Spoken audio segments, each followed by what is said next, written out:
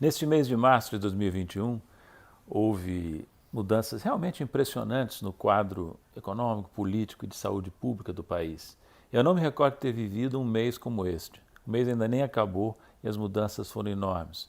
A primeira e mais importante foi o agravamento dramático da situação da pandemia no Brasil, né? Com o aumento do número de casos, de óbitos, o colapso hospitalar e a sensação de insegurança profunda que isso criou em toda a população, né? O aguçamento dessa crise da pandemia teve consequências econômicas e políticas.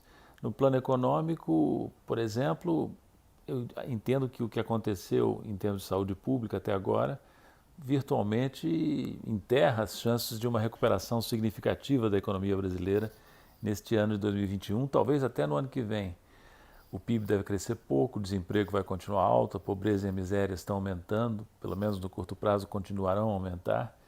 E a única chance real de superar esse quadro desastroso em termos econômicos e sociais seria uma vacinação ampla e rápida, que infelizmente não está no horizonte.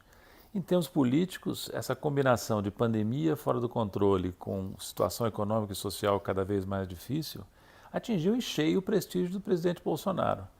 É verdade que ele ainda conta com apoio, as pesquisas mostram isso, inclusive as mais recentes. Mas esse apoio a ele é declinante e, no meu entender, vai continuar a declinar, impulsionado pela pandemia e pelas dificuldades econômicas e sociais, né? O outro fato político muito importante e muito auspicioso foi a reversão do quadro do ex-presidente Lula no Supremo. O ministro Fachin anulou todas as sentenças contra ele e o ministro Gilmar Mendes colocou em votação a suspeição do ex-ministro Moro, interrompida por um pedido de vistas, e o presidente teve seus direitos políticos restituídos pela decisão de Fachin. Enquanto isso, cresce o sentimento na opinião pública brasileira de que a Lava Jato e o ex-ministro Moro foram parciais e politicamente orientados de maneira crassa para perseguir politicamente o ex-presidente. Lula aproveitou essas decisões favoráveis a ele, a decisão favorável a ele do ministro Fachin, para fazer um discurso que eu considero brilhante. Nos dias seguintes, a votação, a decisão do Gilmar Mendes de colocar em votação o pedido de suspeição, a questão da suspeição do ex-juiz Moro, né? Lula fez um discurso de uma grande habilidade, surpreendente até para quem o conhece, misturando uma enorme capacidade de argumentar ao mesmo tempo com força e com sutileza. E meio que consumou o fato político de que ele voltou com plenos direitos ao tabuleiro político brasileiro. Eu sei que há riscos jurídicos ainda no Supremo pendentes. Os especialistas têm alertado, inclusive, para a possibilidade de que haja um golpe contra Lula no Supremo, mais um golpe contra Lula no Supremo ainda. Mas as indicações são de que será difícil fazer uma reversão, produzir uma reversão do quadro. A situação do ex-juiz Moro é lamentável.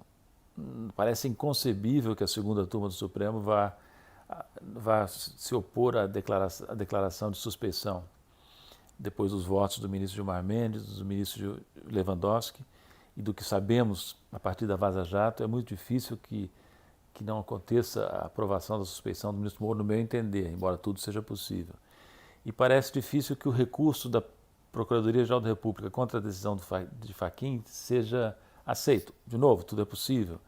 Um golpe não é impossível, mas seria muito chocante que depois do que aconteceu, tudo que aconteceu, viessem a derrubar a decisão do ministro Fachin no Supremo, né? Até os especialistas questionam a decisão do ministro Fachin de levar a questão ao plenário e indicam que o regimento mostraria claramente a decisão, o recurso ser apreciado pela segunda turma do Supremo. Mas, enfim, são questões jurídicas para especialistas e politicamente o que eu digo é que o fato parece consumado, até pela maneira como, pela grande habilidade com que o ex-presidente Lula acolheu a decisão do ministro Fachin como a vitória da verdade, né? E então, tudo pode acontecer num sistema judicial como o nosso, que já provou ser sujeito a muitas distorções no passado, mas a indicação no momento é que Lula tem os seus direitos restituídos e aparece já como um candidato fortíssimo na eleição de 2022. É a melhor chance que nós temos, no meu modo de ver, de nos livrarmos desse desastre chamado Bolsonaro nas eleições do final do ano que vem.